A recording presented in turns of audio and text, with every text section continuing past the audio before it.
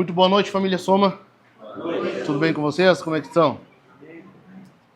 Coisa boa, mais um domingo para juntos cultuarmos Jesus, para falarmos dele. Coisa boa falar deste nome, falar sobre este nome. Coisa boa nos reunirmos por causa deste nome. É tudo sobre Jesus. Para quem não me conhece, eu sou o Maicon, pastor dessa igreja.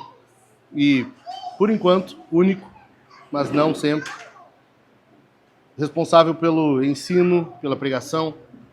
E nós estamos numa série de sermões em que eu falo o que é a soma, no que nós cremos, como nós cremos, por que nós cremos dessa forma, qual a intenção disso aqui, com que objetivo, para que a gente seja o máximo transparente possível, para que todos nos conheçam e quando chegar aqui saibam exatamente quem nós somos, para que não haja nenhum tipo de confusão, desde quando a pessoa colocar os pés aqui. Então a ideia é nos apresentarmos, e essa série é isso. Então nós estamos no nosso 5º sermão, e nós vimos até agora que nós somos uma igreja, me ajudem, cristã, evangélica, missional, continuista. Eu fiz 5º, mas é bem lá embaixo assim, bem lá embaixo nós somos reformados. Mas nós somos reformados no nosso entendimento da salvação. E eu vou explicar isso. Por que eu estou falando isso? Porque, cara, quando nós falamos reformados, nós somos reformados, tem uma turma já que, sabe, parece que tu invoca, assim, já na hora, imediato, assim, né? Sabe o Timão, do Timão e Pumba?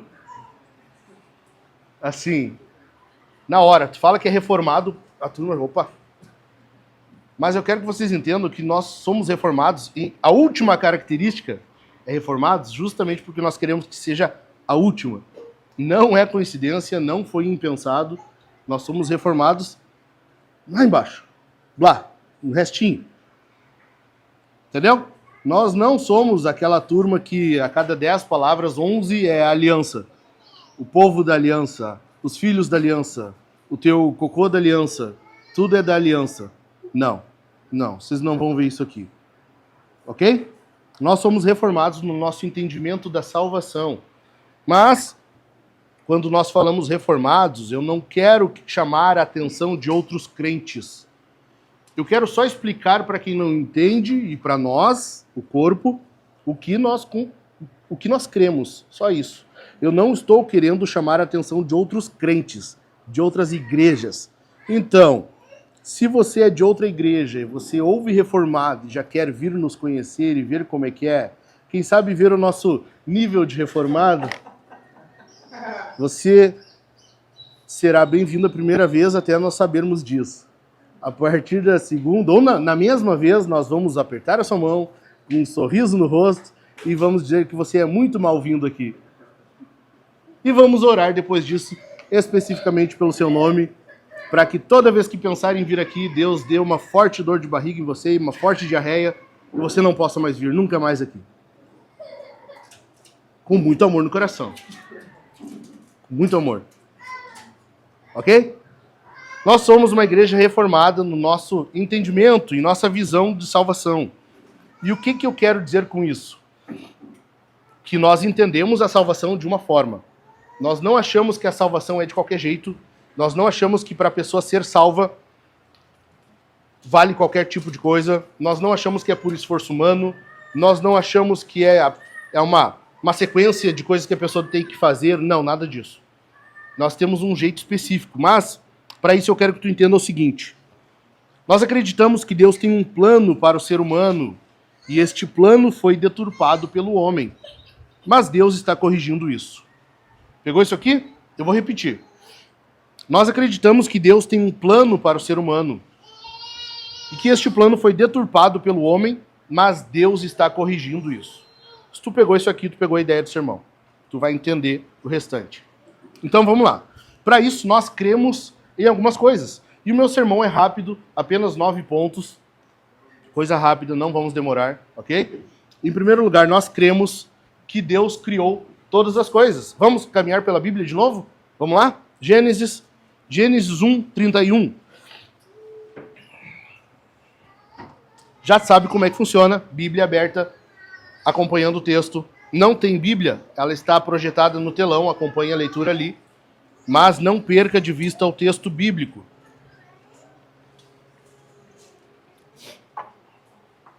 Por que nós temos que entender sobre criação? Se é um sermão sobre salvação. Porque nós temos que entender até onde o ser humano foi e por que ele precisa ser salvo. Entendeu? Para a gente entender o tamanho da salvação que nós recebemos, a gente tem que saber exatamente o tamanho do buraco em que nós nos metemos. E é isso que a gente tem que começar vendo aqui. Achou aí Gênesis 1:31?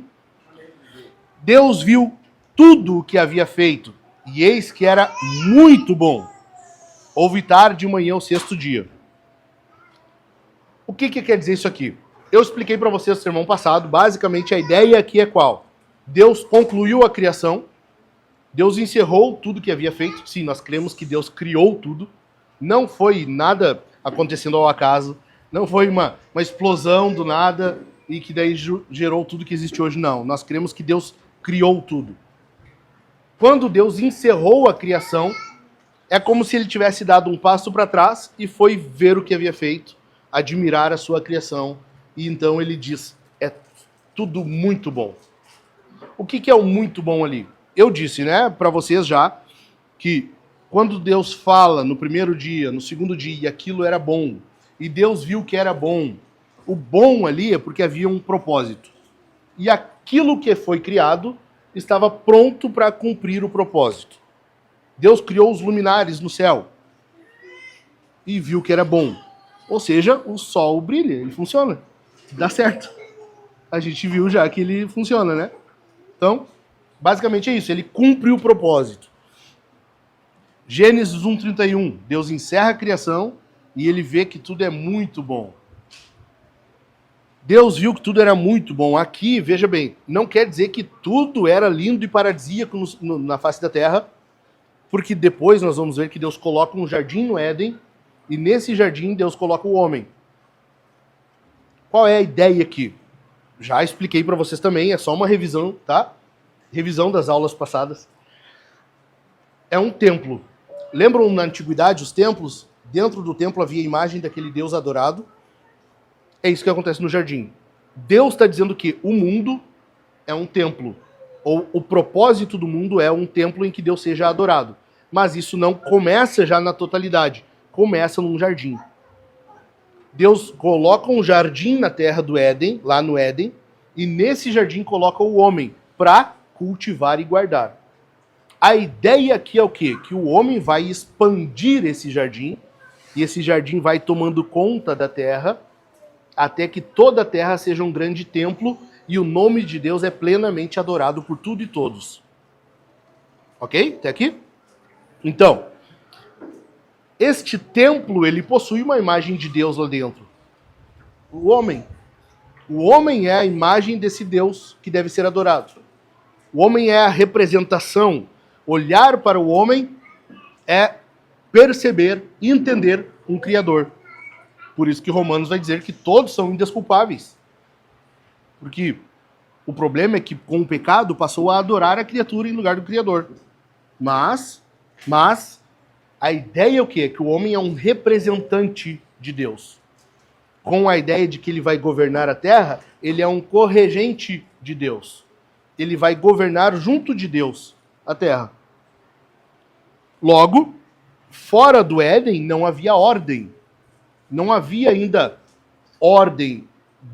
Adão deveria levar, então, essa ordem, essa cultura para adiante. O propósito do homem é essa: instituir, estabelecer a adoração a Deus em toda a terra. Este é o propósito do homem. Lembram que eu falei aqui no sermão que nós somos evangélicos, que o fim de todo homem é glorificar a Deus. Este é o propósito do homem. Adão foi colocado no jardim para isso. Certo? Ou seja, quando Deus olha e vê que tudo é muito bom, significa que tudo está em conformidade com o plano de Deus. Tudo está, tá indo direitinho. Tudo está indo ok, sem problema nenhum. Aí vem a segunda coisa que nós cremos. Nós cremos, número 2, na criação do homem sem pecado. Deus criou tudo, né? Colocou todas as coisas em seus lugares. Deus criou as árvores, os rios, os mares. Fez separação da terra e das águas. Deus colocou os luminares nos céus. Deus fez com que a terra produzisse os animais segundo a sua espécie, as águas também, e por aí vai.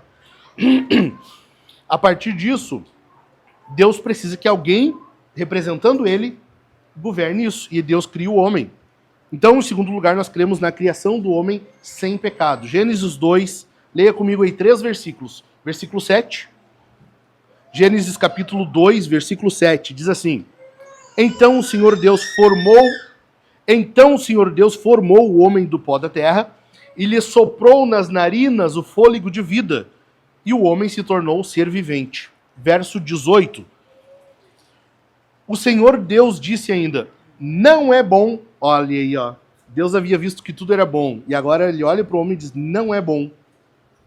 Não é bom que o homem esteja só. Por quê? Porque sozinho o homem não consegue fazer coisa nenhuma. O homem precisa de alguém do lado. Mulheres, é o seu momento. Seu momento de brilhar. Se Deus cria uma ajudadora para o homem, quer dizer que o homem precisa de ajuda. Tá? O homem sozinho não é capaz de realizar o propósito aqui. Hoje nós vemos já na nova aliança que o celibato, o solteirismo é um dom.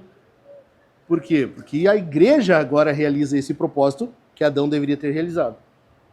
Tá? Então quando você vê um solteiro, não menospreze ele por isso. É um dom de Deus. Adiante, verso 18, ainda não é bom que o homem esteja só, farei para ele uma auxiliadora que seja semelhante a ele. Verso 25 agora. Ora, um e outro, o homem e sua mulher, estavam nus e não se envergonhavam. Aqui tem algo, aqui tem uma questão. Por que Moisés, nós cremos que Moisés escreveu isso aqui, quando ele escreve, ele diz que ambos estavam nus e não se envergonhavam. Porque não havia ainda o conhecimento do mal. Lembram da árvore do conhecimento do bem e do mal? Deus coloca lá no jardim. Por que aquilo ali? Será que é um teste, é uma pegadinha? Não.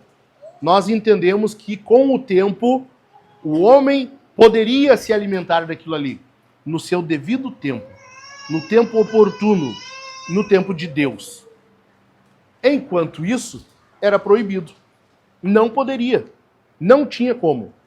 E aí Deus disse: podem comer.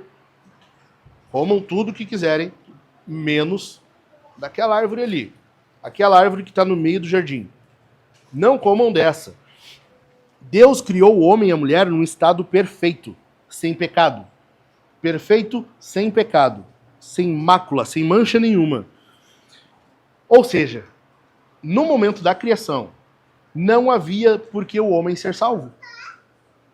Ele não estava perdido. Estão entendendo isso aqui?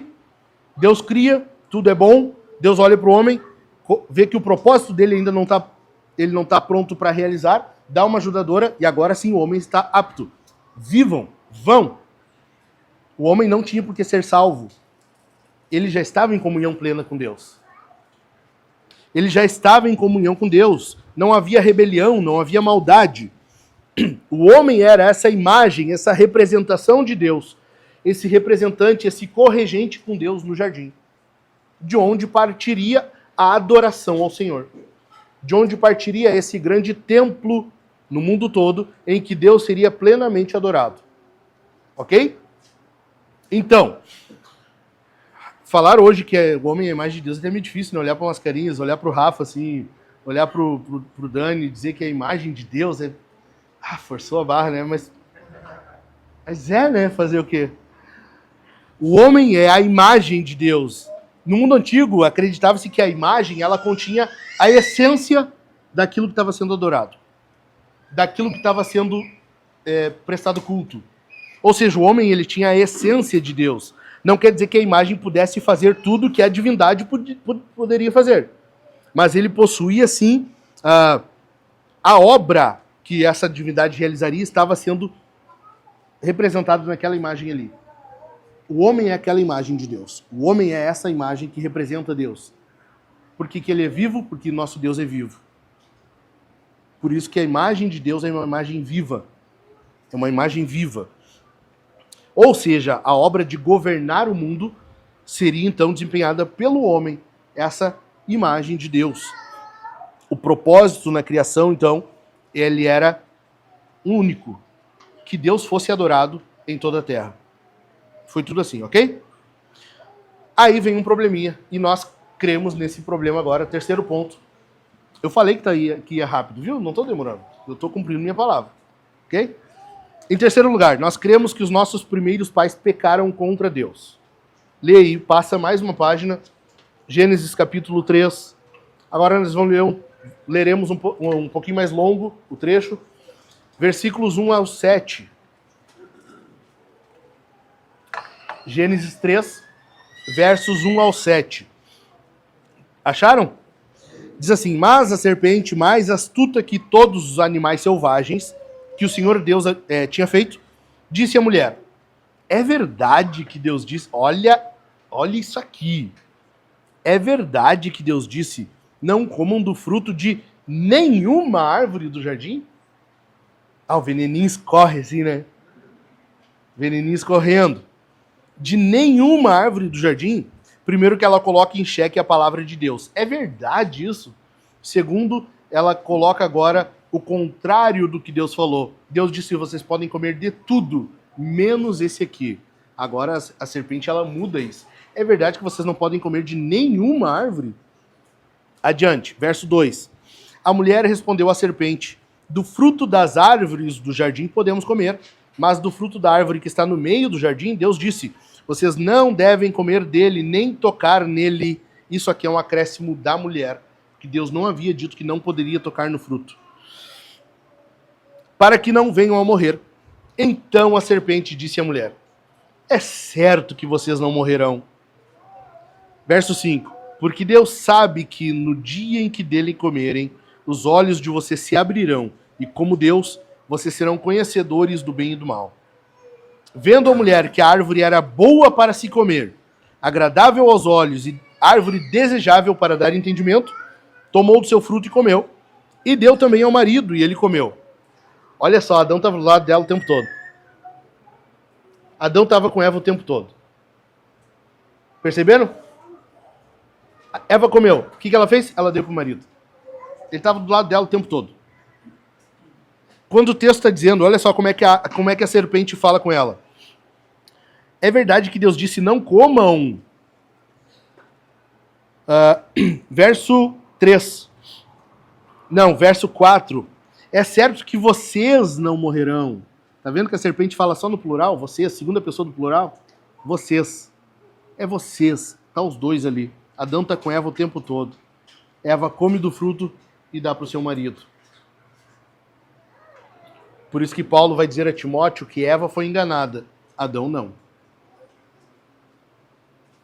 Eu já falei na quarta passada para os homens aqui, mas não custa repetir. Cara, é uma tendência do homem hoje ser omisso. Ver a coisa acontecendo, ver o problema surgindo, ver o problema crescendo, aumentando e deixar acontecer. Vigia, cuida da tua casa, vigia o teu lar. Pequenas discussões podem se tornar grandes problemas lá na frente. Pequenos problemas que tu não resolve agora podem vir a trazer muita incomodação e dor de cabeça depois. Vigia. Deus te colocou para guardar a tua casa. Deus te colocou para vigiar o teu lar, para proteger a tua mulher e teus filhos.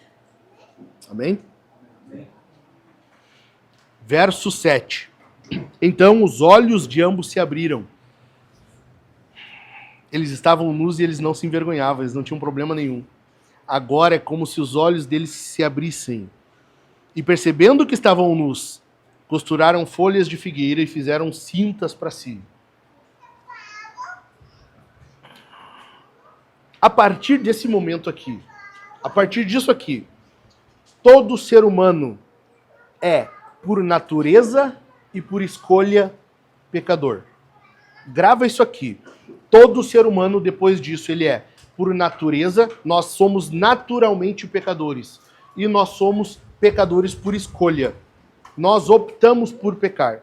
Ah, mas não é... Sim, é assim. A Bíblia diz que é. O homem peca agora porque quer. Agora o homem age em contrariedade a Deus porque quer. Nós somos pecadores por natureza e por escolha. Você percebe uma coisa? Havia uma infinidade de folhas, de árvores, de frutos. Havia uma infinidade. O que a serpente faz ali?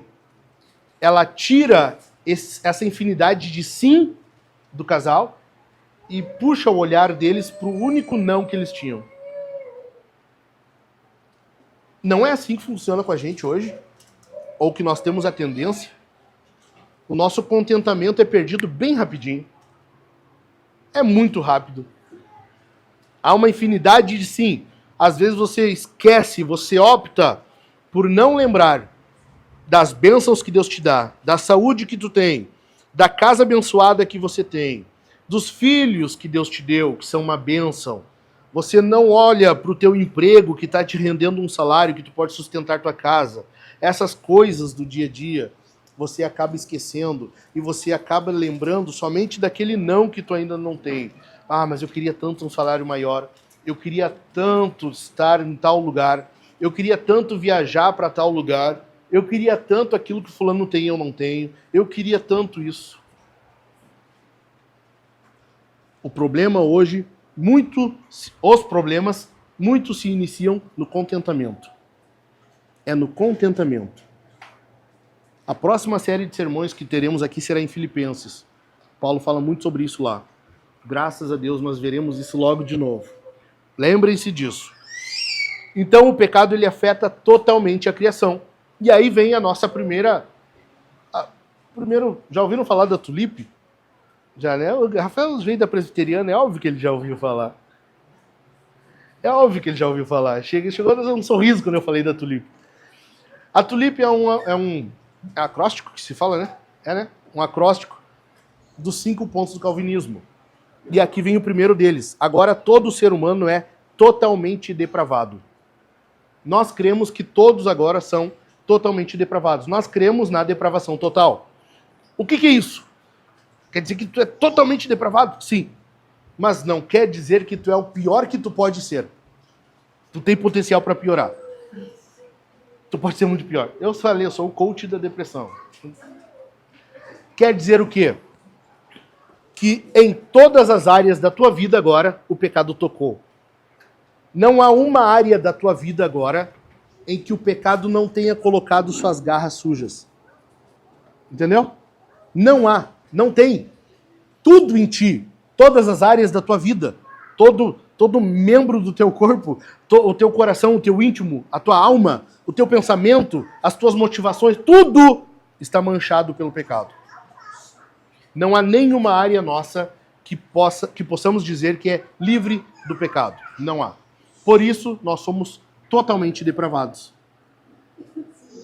Entenderam? Nós temos agora, na razão, os nossos afetos, nossos desejos, motivações, a nossa emoção, tudo agora é manchado pelo pecado.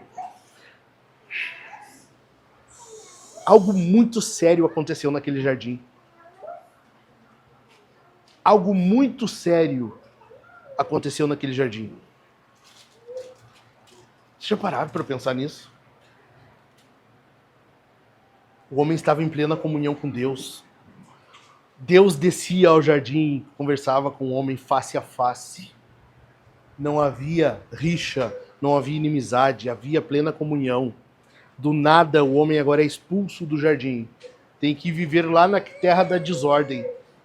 Tem que ir viver longe do Senhor. É impedido de voltar. Se ele voltar a anjos, a espadas flamejantes impedindo o caminho, o acesso de novo ao templo, à comunhão com Deus, o acesso a Deus. Por isso que depois até Jesus vai haver um véu, não é todos que podem chegar diante do Senhor. Cara, muito sério, alguma coisa muito séria aconteceu naquele jardim. Alguma coisa muito séria aconteceu naquele jardim. O homem perde o acesso a Deus agora. O homem perde o acesso ao seu Criador. O próprio Deus.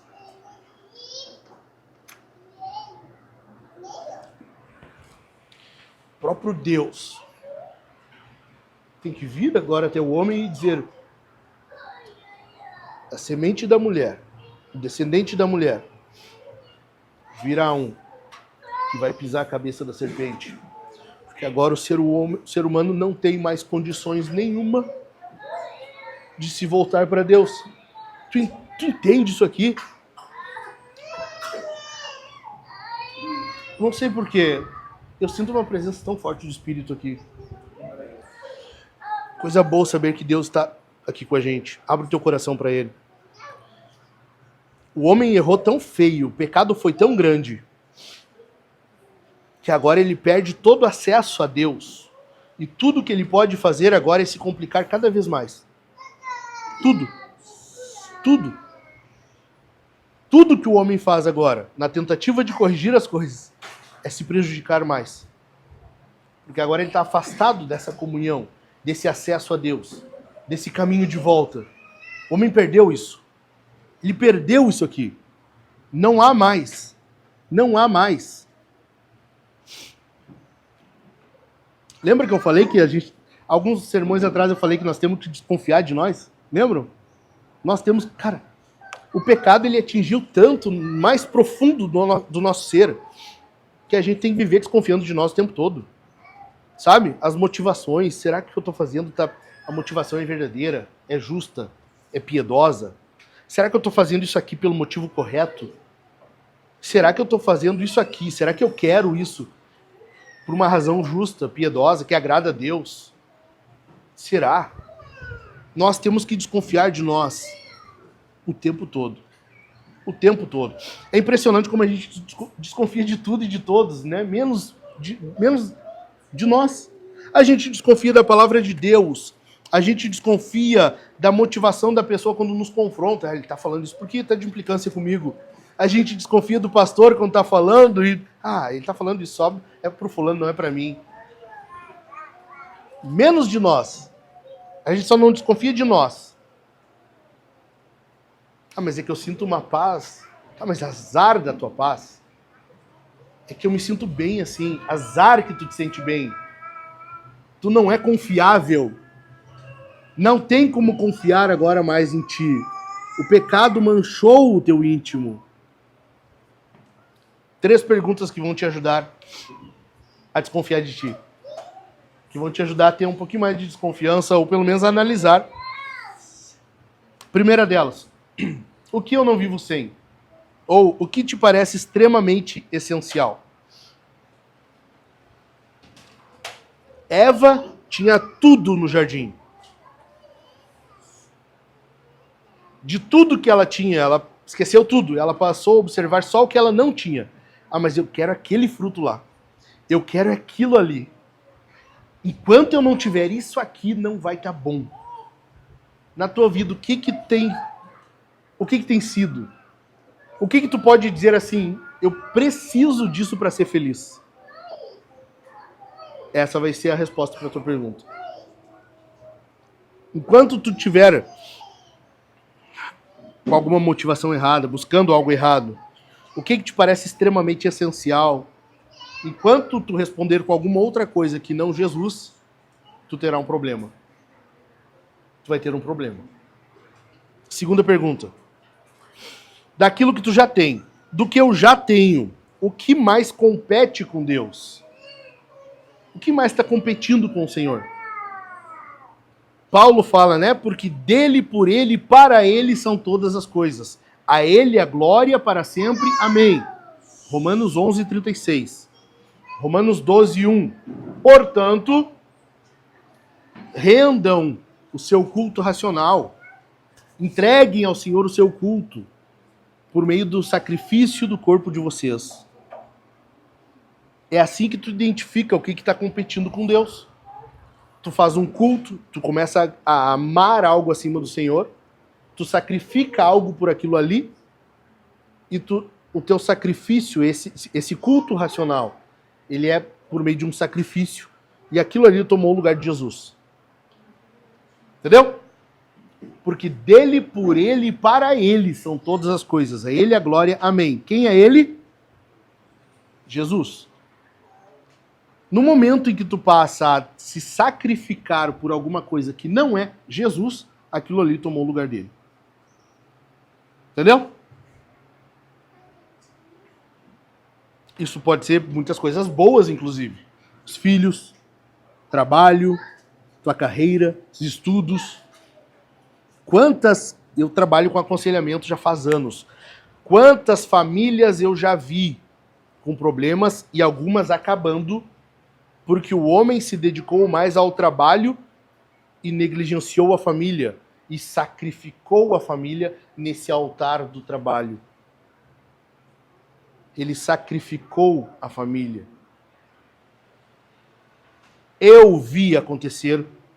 Eu vi isso acontecer. Eu vi. Ninguém me falou. Entenderam? Vigiem. Terceira pergunta. Em que área da minha vida eu resisto quando sou confrontado? Tá aí uma coisa que tu pode observar. Quando alguém te confronta, tu aceita? E olha só, confronto hoje é uma coisa que eu já confrontei pessoa e a pessoa sair da igreja. Não, eu não me sinto confortável mais aqui. Cara, o confronto, biblicamente falando, ok? O confronto bíblico, ele é uma atitude de amor. Levítico 19, versos 17 e 18. Não guardem rancor no seu coração contra o seu irmão, mas repreenda-o. Repreenda-o é confrontar. Mateus 18. E o texto em Levítico ainda diz, não incorra em pecado por causa dele. Ou seja, tu não confrontar é pecado. Mateus 18. Tem algo contra o teu irmão? O quê? Vai ter com ele. O confronto é algo necessário e na Bíblia é um ato de amor. Mas hoje não. Hoje é o quê? Hoje tu me aceita como eu sou. Não, se tu me ama, tu me aceita como eu sou. Amor não é mais tu confrontar a pessoa buscando que ela seja parecida com Jesus. Que ela seja aperfeiçoada, santificada e se torne parecida com Jesus. Não. Pelo contrário, tu deixa ela como ela é. Se tu me ama, tu me aceita como eu sou. É ou não é assim?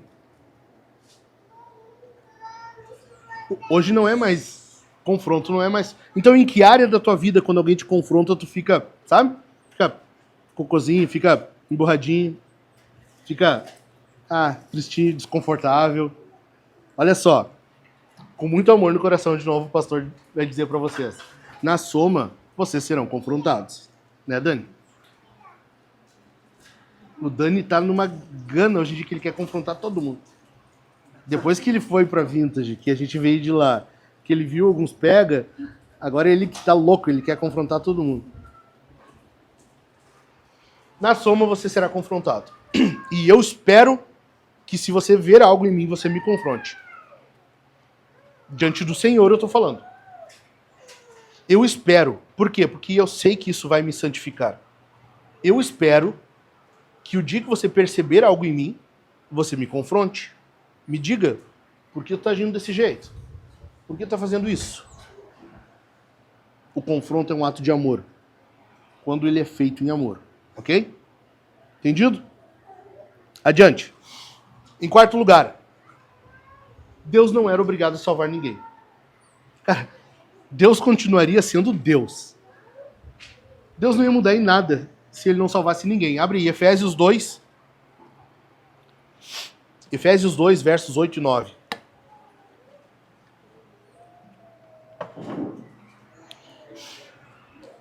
Diz assim: porque pela graça vocês são salvos, mediante a fé. E isto não vem de vocês, é o quê? Dom de Deus, um presente de Deus. Não de obras para que ninguém se glorie. Deus não era obrigado a salvar ninguém.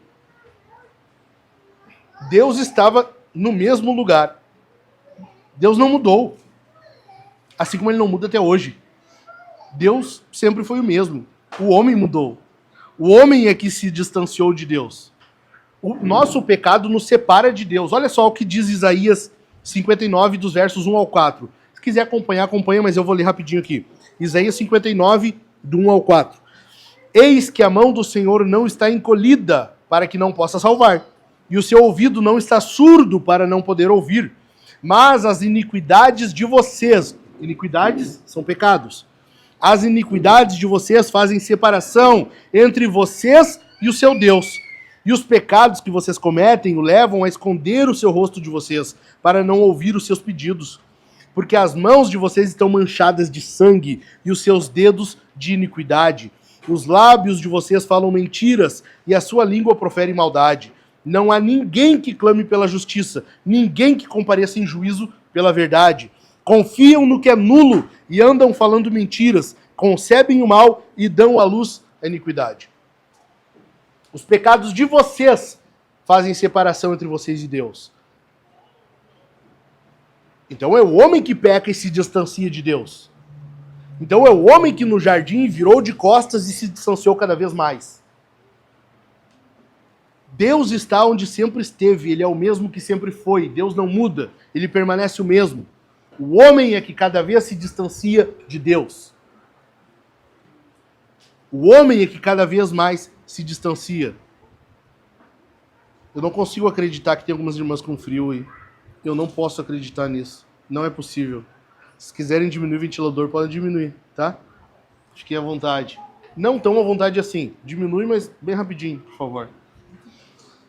É inacreditável o pastor suando aqui e as irmãs se encolhendo ali. O homem se distancia de Deus. O texto diz: fazem separação entre vocês e o seu Deus. Entre vocês e o seu Deus. É o homem que se distancia, o homem que se afasta. A inimizade começou em nós. A inimizade com Deus começou em nós. Nós nos distanciamos de Deus. Nós nos rebelamos contra Deus. Nós nos afastamos de Deus. Vocês percebem isso? Vocês percebem isso? Estão vendo quão profundo o homem foi? É preciso que tu entenda isso para tu perceber, entender o tamanho da salvação que a gente recebe. É inaceitável tu não entender isso aqui para tu dar valor à tamanha salvação que tu recebeu. Nós nos afastamos. O que eu quero dizer com isso aqui? O inferno, presta atenção, o inferno é um castigo merecido.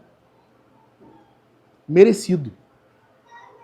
Tem muitos que questionam, né? Pô, mas se Deus é amor, por que vai haver inferno? Se Deus é amor, por que o inferno é eterno?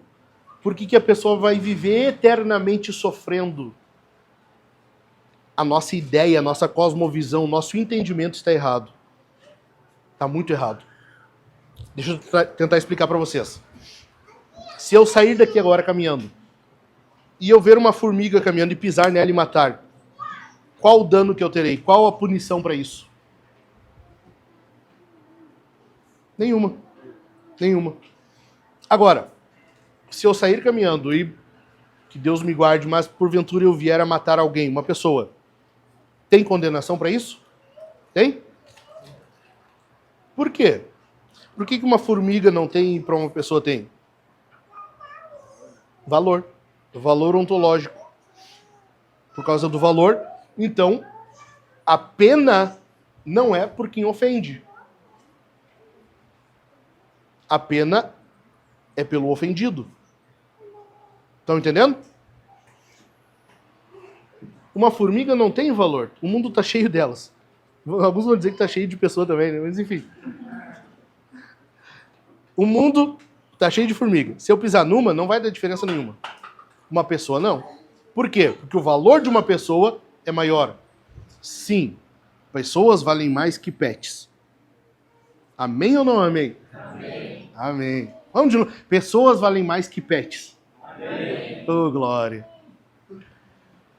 Matar uma pessoa é errado por quê? Porque ela é a imagem de Deus. Ela tem um valor intrínseco. Mesmo após o pecado, Deus confirma isso quando ele fala lá para Noé, tá em Gênesis 9, que quem matar um ser humano morrerá por causa desse ser humano, porque o homem é a imagem de Deus. Ou seja, mesmo após o pecado, o homem continua sendo a imagem de Deus. Logo, o valor dele é maior.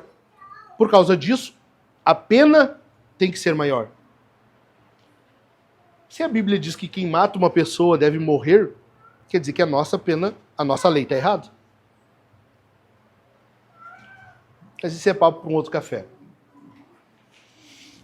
Qual é a punição, então, para quem ofende, para quem comete um crime, um ato de rebelião contra um ser eterno? Qual é a pena? Oi? Uma pena eterna. Entenderam por que o inferno é eterno? Porque o crime cometido foi contra um ser eterno. A penalização, então, tem que ser de acordo com o ofendido, não pelo ofensor. Você precisa corrigir isso aí. O inferno é um castigo merecido. O inferno é uma penalização merecida. Deus não precisava salvar ninguém, estava todo mundo indo para o inferno. E Deus continuava sendo Deus. Não mudou nada. Deus não tinha que salvar as pessoas para ter para ter uns amiguinhos. Para ter uns amiguinhos para ele se sentir feliz. Deus não estava lá e, tá tão sozinho aqui, precisava de alguém. Não. Deus é Deus. Plenamente eterno, plenamente feliz, plenamente em comunhão à Santíssima Trindade, desfrutando, deleitando-se um no outro, e não mudou nada. Deus salva, então, por graça. Por isso que Efésios diz que é pela graça que nós somos salvos. A salvação é um dom. Deus presenteia os seus próprios inimigos com a salvação. Deus pega essas pessoas que se rebelaram contra ele, que estão de costas para ele, e ele salva. Entenderam? Portanto, nós cremos, então, na eleição incondicional. Nós cremos que Deus elege. Nós cremos na predestinação. Mas eu não creio na predestinação. Mas então tu não crê na Bíblia, porque a Bíblia usa esse termo, predestinação. A Bíblia fala disso.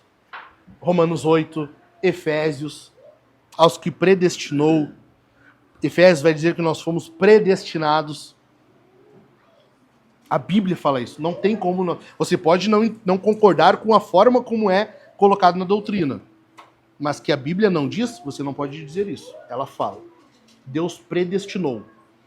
Nós cremos na eleição incondicional, a predestinação. Romanos 8, Efésios capítulo 1.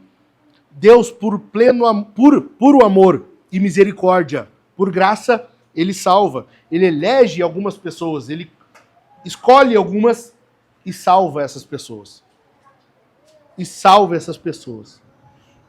Deus concede salvação por meio do sacrifício do Filho dele. Deus, então, vê esse bando de pecador que somos nós, estávamos em rebeldia contra ele, odiávamos ele, porque é isso que a Bíblia fala. E Deus olha essas pessoas e ele resolve salvar mesmo assim. Como que ele salva? Ele manda o Filho dele. Vai lá e morre por essa turma aí. Morre por essa cambada aí. Morre por eles. Vamos salvar essa turma aí. Percebe agora um pouquinho o tamanho da salvação?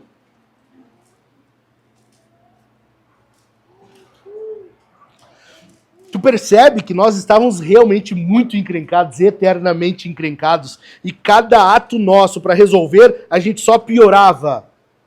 Precisa Deus enviar o Filho dele para nos salvar. Bendito é o nome dele. Bendito é o nome do nosso Senhor Jesus Cristo. Coisa boa saber que em Cristo nós somos salvos. Bendito é o nome dele. É por isso que era necessário haver um Salvador que fosse homem e Deus. De quem era a dívida? Do homem. Então quem tinha que pagar a dívida? O homem. A dívida era contra quem? Quem era o credor? Deus. Ou seja, o valor da dívida é impagável. Só que é um homem que tem que pagar. E aí? Como que resolve isso? E agora? Como? Quem está devendo? Nós. Qual é o valor da dívida? Eterno. Contra quem é? Contra Deus, o ser eterno. Vai lá, paga. Resolve teu problema.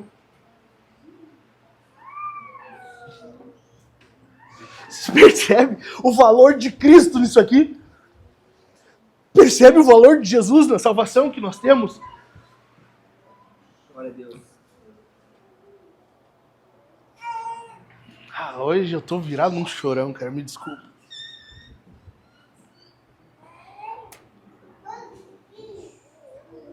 Aleluia.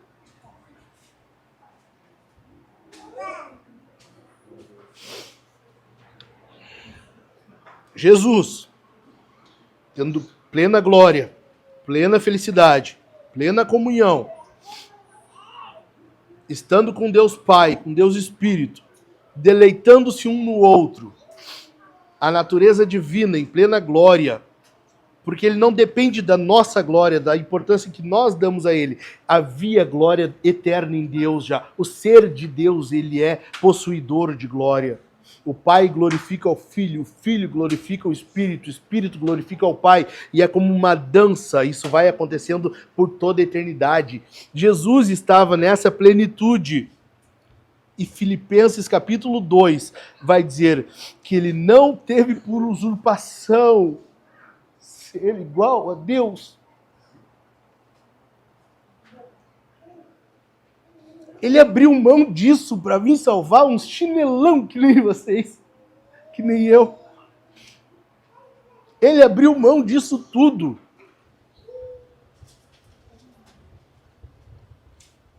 Aleluia. Glória a Deus. Jesus simplesmente abriu mão do ser eterno de Deus, de sua plenitude. Ele não deixou de ser Deus, mas ele abriu mão dos privilégios, da glória, da plenitude que ele possuía com o Pai, para assumir isso aqui, ó. Eu falei no sermão de Natal, ele assumiu a limitação. O Deus ilimitado, o Deus pleno, infinito, se tornou um ser limitado, assumiu o corpo humano. Entendeu? Se tornou limitado por causa de mim e de você. Se tu não valorizar uma salvação dessa, vai embora e nunca mais pensa na igreja. Se tu não honrar uma salvação dessa, vivendo agora para Jesus, esquece. Bendito é o nome do Senhor. Quinto lugar, que a salvação, nós cremos que a salvação manifestada mediante contínuo arrependimento e fé é concedida por Deus. Nós estava tão ferrado, mas tão mal, que nem para se arrepender a gente conseguiria. A gente não consegue. Se depender de nós, não dá. Não tem como. Olha o texto aí. Vamos lá? 3 textos nós vamos ler. Primeiro, 2 Timóteo, capítulo 2. E vamos andar logo que a gente precisa encerrar.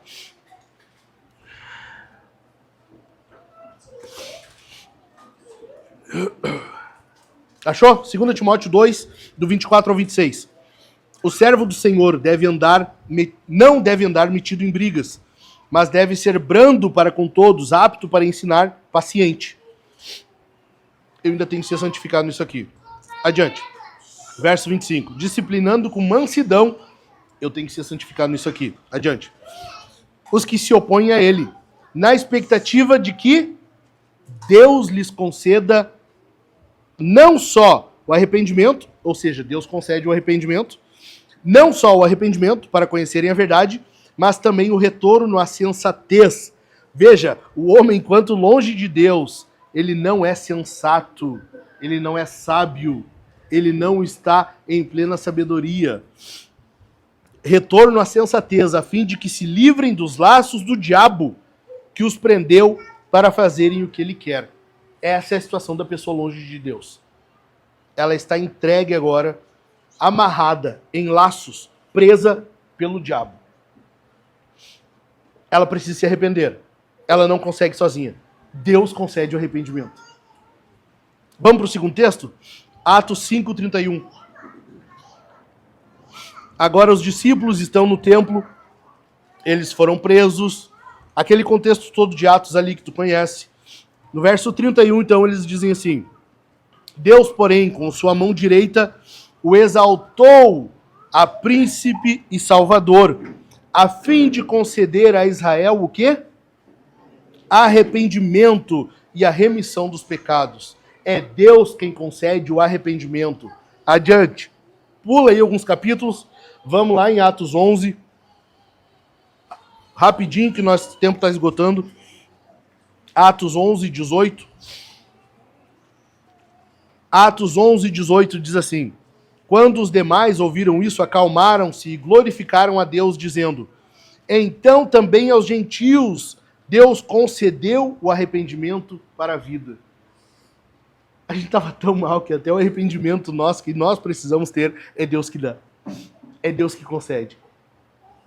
Até o arrependimento que a gente precisa ter, é Deus que dá.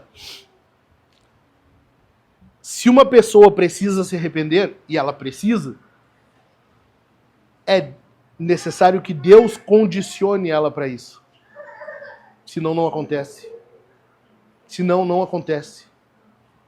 É necessário que Deus condicione a pessoa, capacite ela para esse arrependimento. Senão não acontece. Essa questão de que Deus concede o arrependimento não minimiza a nossa necessidade de arrependimento. Entendeu? Olha só, se é Deus que concede o arrependimento, então quer dizer que agora vai depender de Deus, se Ele vai me dar ou não. Aí é com Ele. Não. Não é assim. A soberania divina sobre o arrependimento não é uma questão de que nós agora estamos, sabe, indiferentes quanto a isso. Há uma responsabilidade humana nisso aqui. O chamado ao homem, ele continua. Ele é válido. É necessário uma resposta para isso. Portanto, nós temos que esperar em Deus que Ele conceda, mas buscar. A nossa parte é essa. O homem será cobrado e aqueles que irão para o inferno serão cobrados porque não se arrependeram. Por que então que a Bíblia chama todos ao arrependimento, mas quem não se arrepende vai para o inferno? Porque o chamado é esse, mas a pessoa agora, por causa do pecado em si, ela não consegue. Não é que ela não consegue, perdão, ela não quer isso. Ela não vai além, ela não tem natureza para isso. Entendeu? A pessoa está em rebelião contra Deus, então esse chamado, ele é indiferente. Deus chama a pessoa ao arrependimento, o Evangelho chama as pessoas ao arrependimento, e a pessoa, ela despreza. Ela não quer. Ela ignora. Olha o que diz Atos 2:38. Olha só. Pedro respondeu. Aqui é a questão da responsabilidade humana. Pedro respondeu. Os homens haviam perguntado a Pedro, né? Ele pregou, e eles perguntaram, então, o que devemos fazer? Pedro responde: Arrependam-se e cada um de vocês seja batizado em nome de Jesus Cristo para a remissão dos seus pecados, e vocês receberão o dom do Espírito Santo. Portanto, arrependam-se e se convertam, para que sejam cancelados os seus pecados. O chamado do Evangelho é um chamado ao arrependimento. Todos devem se arrepender. Todos. Só que o ser humano não faz isso. É necessário que Deus intervenha. É necessário que Deus mude. É necessário que Deus haja no coração humano para que isso aconteça. Quando nós achamos que esse arrependimento ele surge simplesmente por causa da pessoa, se nós acharmos isso, acaba que nós vamos começar a usar métodos para manipular isso. E eu já vi muito isso acontecer. Sabe? Nossos irmãos que acreditam que cabe à pessoa a decisão. É o livre-arbítrio, ela tem que decidir por si. Sabe? Tá, mas ela não tem arbítrio. O arbítrio dela tá dominado. É necessário que Deus mude o coração dela. Deus tem que vir agora e agir no coração dela para que isso aconteça. Se a gente acredita que há um livre-arbítrio e a pessoa tem que decidir ali, ela pode tomar essa decisão na hora, nós vamos começar a usar métodos para manipular isso. Diz sim. Diz assim: eu aceito Jesus Cristo como meu suficiente Salvador. E a pessoa diz, e pronto, temos um convertido. É ou não é? Vocês nunca viram isso acontecer? Aquelas orações de conversão, orações de arrependimento, que o pregador recita e as pessoas repetem. Adianta alguma coisa se é Deus que concede isso, essa capacitação para arrependimento? Não adianta nada. Entenderam? Entenderam?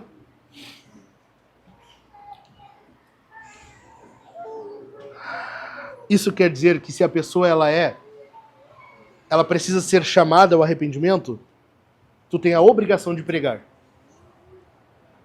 Tu tem a obrigação de anunciar isso. Chamar as pessoas ao arrependimento. Chamar todos a essa vida agora de volta para Deus. Volte. Volte. Eu encontrei o caminho. Há um caminho. O único caminho, a verdade e a vida.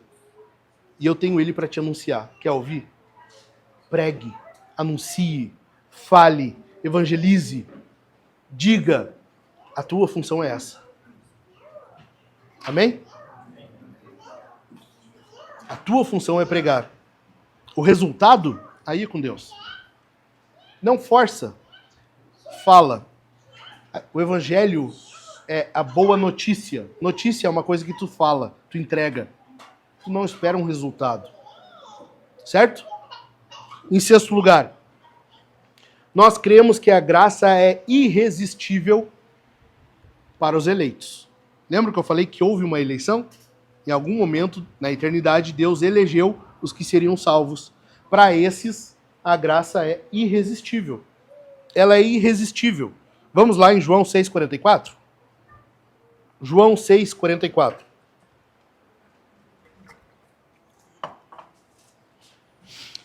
Ninguém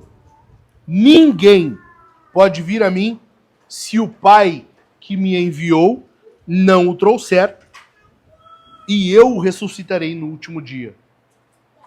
Quer dizer, então, que quem pode ir a Deus? Ninguém. Ou seja, cadê o livre-arbítrio? Cadê? Se o Pai não trouxer, se Deus não for lá, por isso que nós cantamos, o amor que me buscou. Entendeu?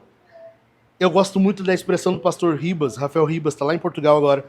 Ele diz que esse é um amor violento. É um amor violento, que ele vai onde a pessoa estiver e ele arrasta ela de volta. Ele traz. É irresistível para o eleito. É irresistível para quem foi eleito por Deus para a salvação. Para esses é irresistível. Mas a gente precisa entender o que é esse irresistível. Para quem é eleito, para quem está sendo salvo, Jesus é um resgatador, ele é um salvador. É ou não é?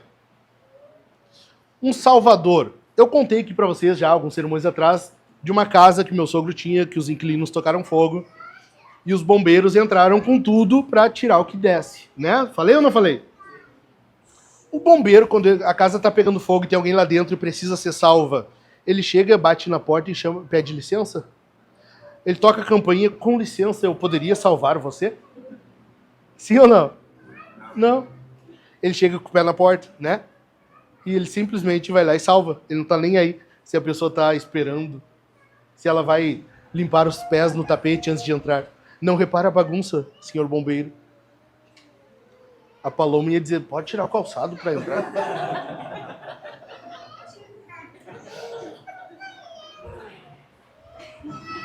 O Salvador não pergunta. O Salvador não pergunta, ele simplesmente salva. Ele simplesmente salva. Ele não pergunta se a pessoa quer, se ela não quer. Olha o que o texto fala em Ezequiel 36, 26.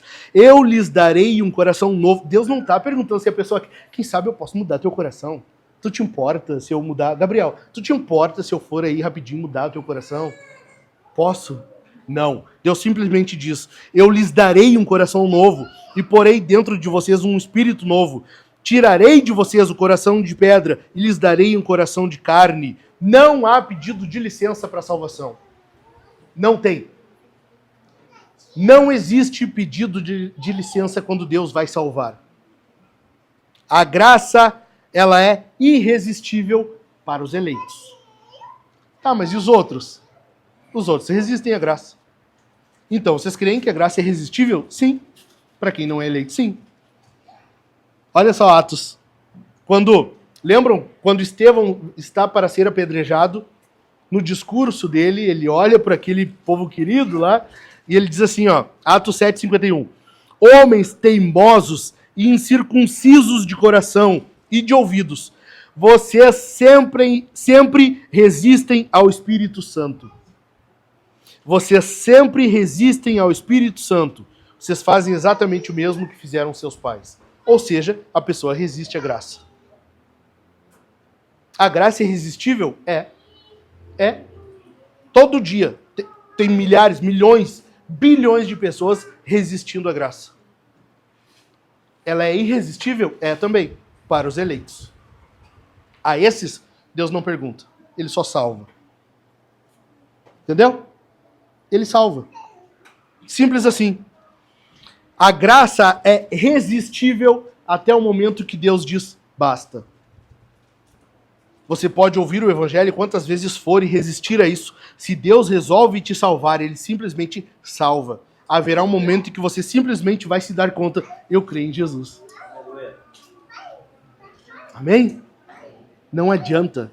Não adianta. Se Deus salva, ele salva. Se Deus é o Salvador, ele é um Salvador. Ele não pede licença. John Piper diz que a graça irresistível se refere à obra soberana de Deus em vencer a rebelião do nosso coração e trazer-nos a fé em Cristo. Deus vence essa rebelião que há em nós, por natureza. Eu falei, nós somos pecadores por natureza e escolha. Deus vence isso e ele simplesmente resgata. Ele salva. Olha o que o texto está falando em Atos também. Capítulo 16, verso 14. Certa mulher chamada Lídia, da cidade de Tiatira, vendedora de púrpura, temente a Deus, nos escutava. O Senhor lhe abriu o coração para que estivesse atenta ao que Paulo dizia. Ela passou a crer, ela confiou no Senhor, ela se tornou cristã, porque Deus abriu o coração dela.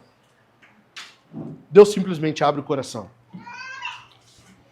Quer dizer que se a graça é irresistível, quer dizer que se ela é irresistível para os eleitos, quer dizer que quem é destinado à salvação será salvo, independente do que aconteça, eu não preciso mais pregar, é isso? Não, pelo contrário.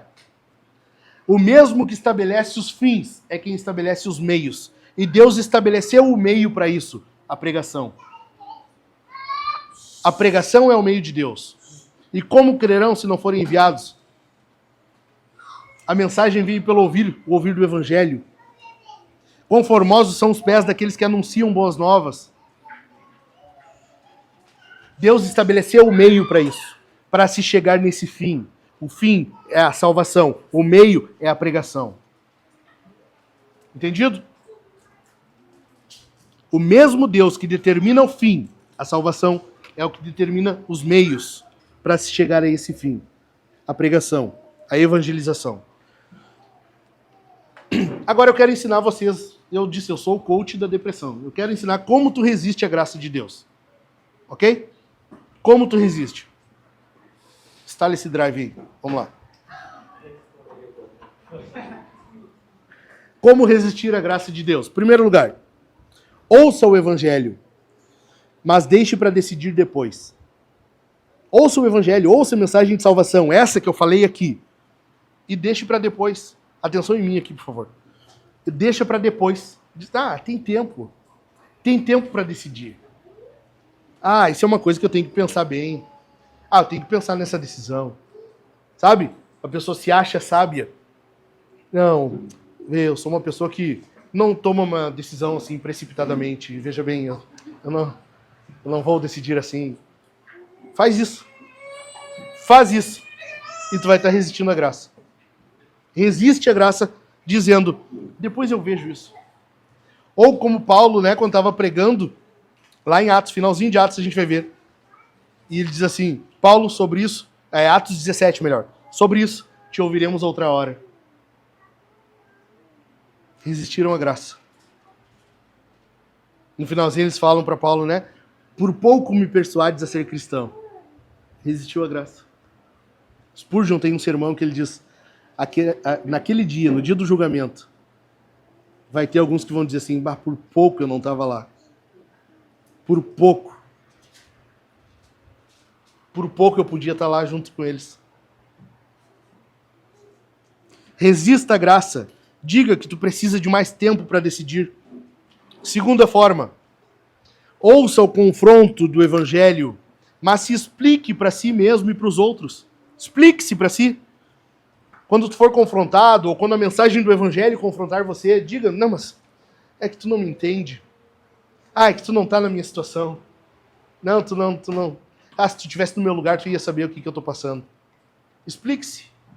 Quando tu for confrontado, quando a mensagem do evangelho te confrontar, explique-se. Se não para a pessoa, mas internamente, explique-se para si. Justifique o teu pecado. Diz, não, mas não tinha como eu não ter feito isso. Não tinha como. Resista à graça agindo desse jeito. Em terceiro lugar, coma igual cachorro. Coma igual cachorro. Como é que o cachorro come? Ele ora antes de comer? Então faz isso. Come sem orar. Come sem agradecer.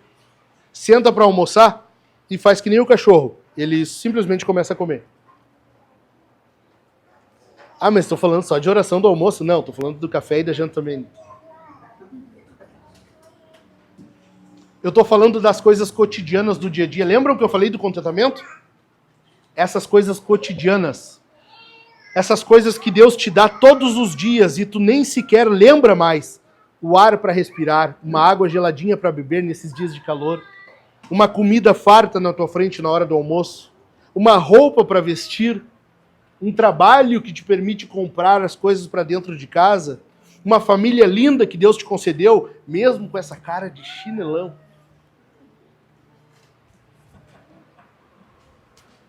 O Kennedy está rindo porque ele sabe que é dele que eu estou falando.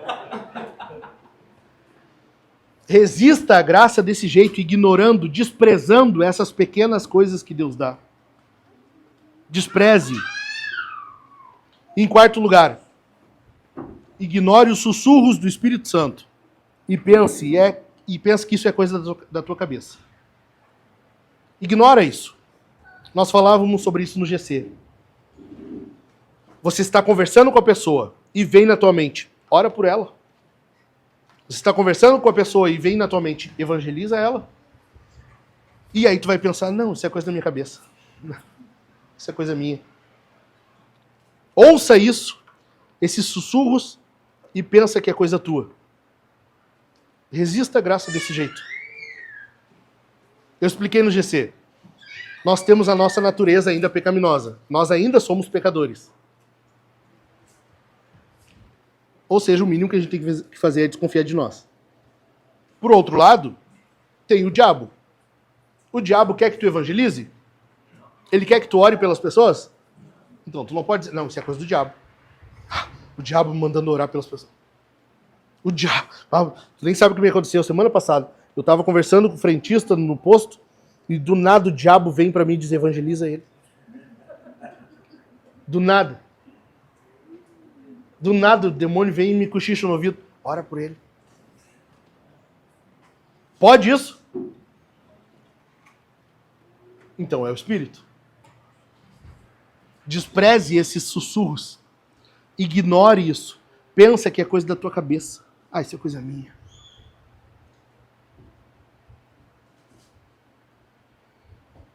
Entendeu?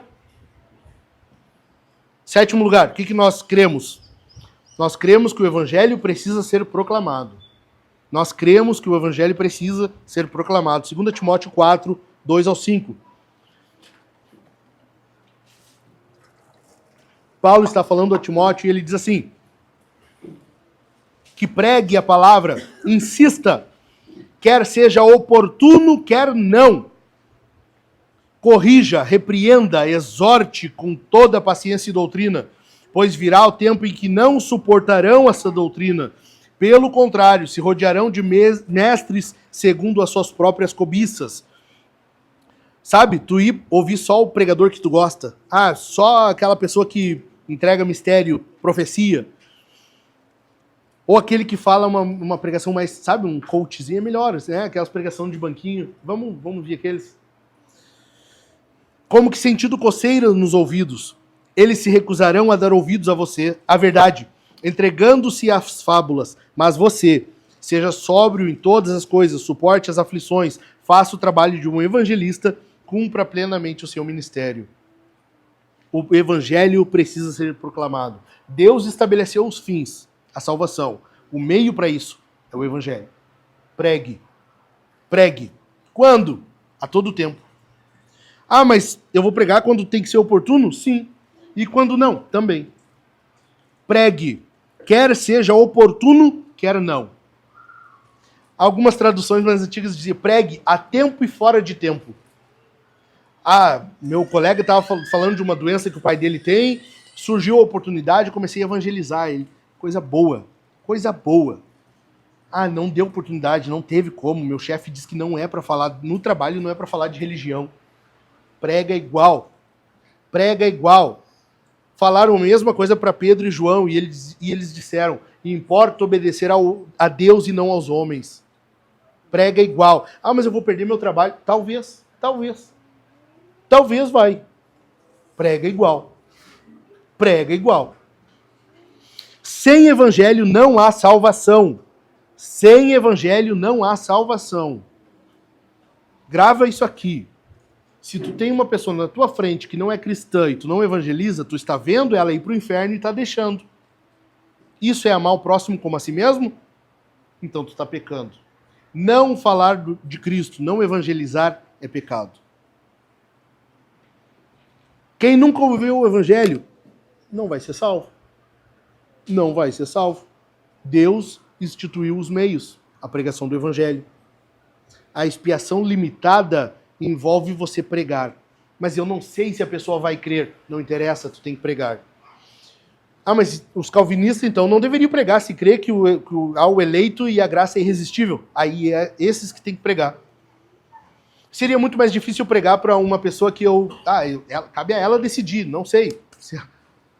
É mais fácil pregar assim ou pregar para pessoas que tu sabe que Deus elegeu e tu vai, em algum momento ela vai se converter. Tu tem 200 pessoas na tua vizinhança. 200 pessoas que cabem a elas a decisão. E tem 200 pessoas que tu sabe que, em alguma dessas Deus elegeu. Algumas eu sei. O Leandro gosta de pescar. Imagina tu ir pescar sabendo, 10 peixes é certo que vai vir. De 10, tem algum ali que vai vir. A certeza que nós temos é que há eleitos aí fora. Deus vai salvar. Ele vai salvar. Nós temos a função de pregar. Amém? Adiante. E detalhe, antes disso. Paloma passou já? Volta, por favor. Um detalhe. Na última prestação de contas, todos da Soma falaram de Jesus. É essa cultura que eu quero na igreja. É isso que eu quero que nós façamos.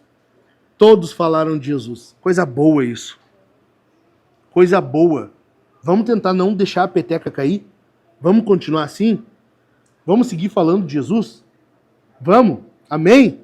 Amém, Soma? Amém. Vamos adiante. 8º lugar. Penúltimo. Estamos encerrando.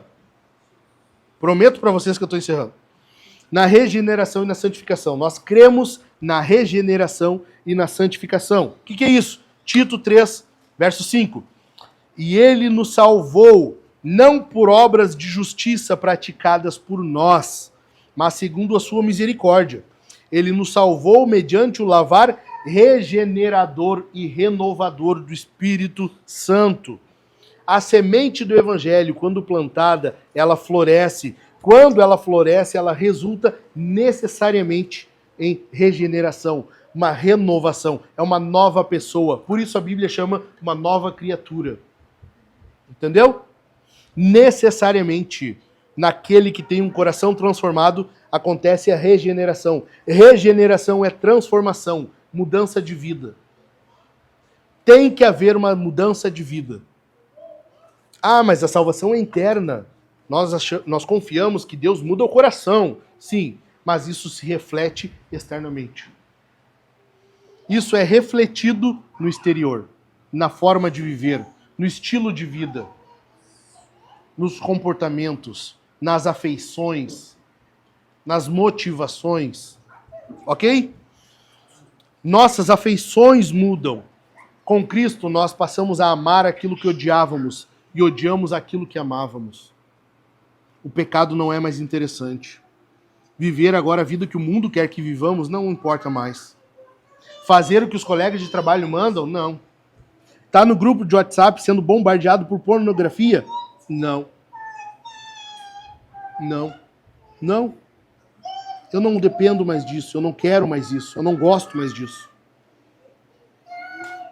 Você não é moldado pelo mundo. Paulo diz, deixe-se transformar pela renovação do vosso entendimento. Nós mudamos a forma de pensar. Hebreus 12, 14, lê aí. Por que é necessário que haja a regeneração e a santificação? Hebreus vai nos responder. Procurem viver em paz com todos e busquem o quê? A santificação, sem a qual ninguém verá o Senhor. Tem que haver santificação. A santificação é a comprovação, é a demonstração de que a pessoa nasceu de novo. É de que a pessoa confia em Deus. É a demonstração de que a pessoa foi transformada. A santificação é necessária para que vejamos a Deus. Veja, Deus salva. A salvação é obra divina. Nós cremos que a salvação é monergista. Ela é exclusiva de Deus. Não tem obra humana nisso. Nós não conseguimos dar uma mãozinha para Deus. Mas a santificação não. Ela é sinergista. Envolve a ação de duas partes. Envolve a colaboração de duas partes. Precisa de dois para que haja um resultado. Isso é a santificação. O crescimento espiritual, amadurecimento, santificação, inclui necessariamente o esforço humano. Depende de ti. Por que uns são mais santos que outros? Por que um é mais maduro que o outro? Porque ele se empenha mais. Ele lê mais a Bíblia, ele medita mais nela, ele ora mais, ele jejua mais, participa mais na comunhão da igreja, serve mais a igreja. Sim. A pessoa se esforça mais, ela vai ser santificada mais. Entendeu? Isso quer dizer que tu tem que te empenhar. Necessariamente. Olha o que Paulo fala aos Tessalonicenses. Não está no texto ali, tá? Eu vou ler para vocês rapidinho aqui, ó. 1 Tessalonicenses, anota para tu ler depois. 4, 3 ao 8. Pois a vontade de Deus é a santificação de vocês. Deus quer isso. A santificação de vocês. Que se abstenham da imoralidade sexual. Que cada um de vocês saiba controlar o seu próprio corpo em santificação e honra, não com desejos imorais, como os gentios que não conhecem a Deus. Verso 6. E que nesta matéria ninguém ofenda nem defraude o seu irmão. Defraudar, dar falsa expectativa, enganar. Porque contra todas estas coisas, como antes já avisamos e testificamos, o Senhor é o vingador. Pois Deus não nos chamou para a impureza, e sim para a santificação. Portanto, quem rejeita estas coisas, não rejeita uma pessoa, mas rejeita Deus, que também dá o seu Espírito Santo a vocês. Não buscar a santificação é rejeitar Deus. É resistir à graça. Não buscar a santificação, o crescimento, o amadurecimento, é resistir Deus. Entenderam? Forte, né? Forte. É só isso. É isso. Não buscar isso é resistir a Deus. Em 9º lugar e último, nós cremos na preservação dos salvos. Olha aí João, capítulo 10, versos 27 ao 29.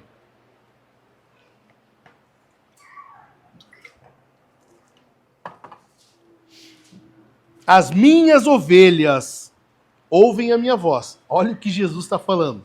Quem é dele, ouve a voz dele. As minhas ovelhas ouvem a minha voz. Eu as conheço e elas me seguem. eu lhes dou a vida eterna. Jamais perecerão.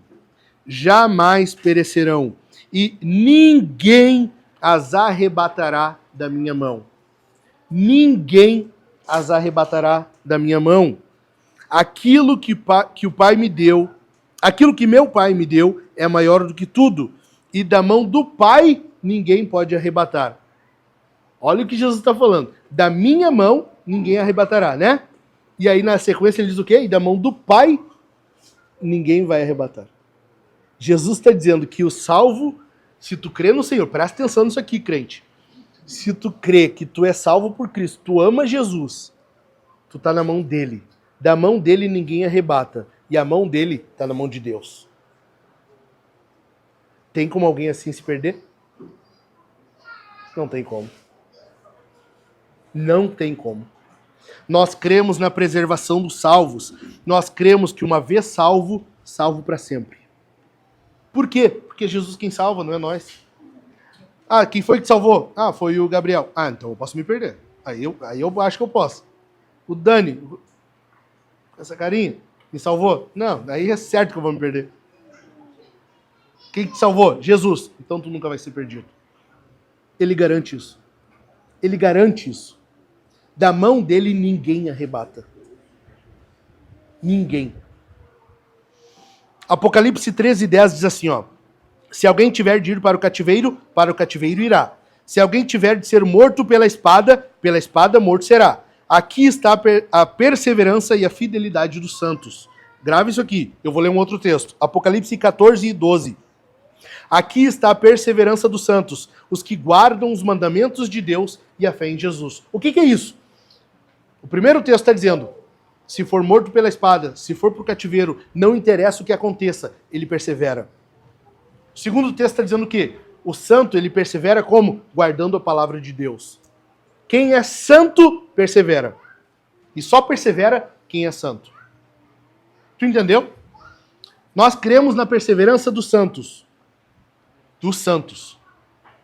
Ah, a pessoa disse que cria em Jesus, ela pregava, ela fazia, acontecia, e hoje está no mundo, está se drogando, está vivendo, está fazendo isso e aquilo. Não é santo. Está vivendo uma vida de santidade? Não. Então, eu não posso dizer que ele vai perseverar. Infelizmente, eu não posso garantir. É santo? Persevera. Só persevera quem? É santo. É perseverança dos santos. Entendeu? A comprovação, a confirmação de que a pessoa perseverará na fé, se ele é santo. Se ele busca aquela santificação que nós falamos. Se ele busca essa santificação. Quem é santo persevera. Aqueles que Jesus salva estão seguros na mão dele. Esses não recuam, não retrocedem, mesmo diante das piores circunstâncias, mesmo que seja cativeiro, mesmo que seja morte pela espada. Persevera. Amém? Fica de pé. Isso quer dizer que, se tu é santo, se tu confia em Jesus, se tu ama o Senhor, tu vai perseverar. Isso quer dizer que, se tu é crente, se tu é santo, se tu confia em Jesus, ama o Senhor, as circunstâncias não te mudam, elas não te moldam, elas não te definem. Eu estou desempregado, tu continua amando Jesus. Ah, mas eu estou vivendo uma vida tão complicada. Mas tu ama Jesus, continua perseverando. Tu busca santificação. Tu é um eleito. Tu ama o Senhor. Continua vivendo a tua vida sabendo quem tu é. As circunstâncias não te mudam. Entendeu? Tu não é mudado pela circunstância. Por isso que Paulo diz, ele está falando da ansiedade, Filipenses, nós vamos chegar lá daqui a alguns dias. Paulo diz assim, não se preocupem por coisa alguma, antes façam tudo conhecido diante do Senhor. No próximo versículo ele diz assim, e a paz, que excede todo o entendimento, guardará a mente e o coração de vocês. Cara, não tem circunstância que resista a isso. É uma paz que excede o entendimento. Não tem como entender, não tem como compreender isso. Tu tá desempregado, tá passando por doença, tá isso, tá aquilo, mas tu tá em paz. Jesus tem cuidado de ti. Jesus é teu Senhor. Essa é a salvação que nós temos. Essa é a salvação que nós cremos. Entendeu? Nós estávamos perdidos, inimigos de Deus. Ele envia seu Filho, ele vem e nos resgata. Ele abre mão dos privilégios da divindade e nos salva, e nos traz para junto de si, e nos coloca na sua mão. E agora ninguém nos retira dali. Ninguém nos retira da mão dele. Essa é a salvação que nós cremos. Bendito é o nome do Senhor. Bendito é o nome do nosso Deus. É tudo sobre Jesus. É tudo sobre Jesus.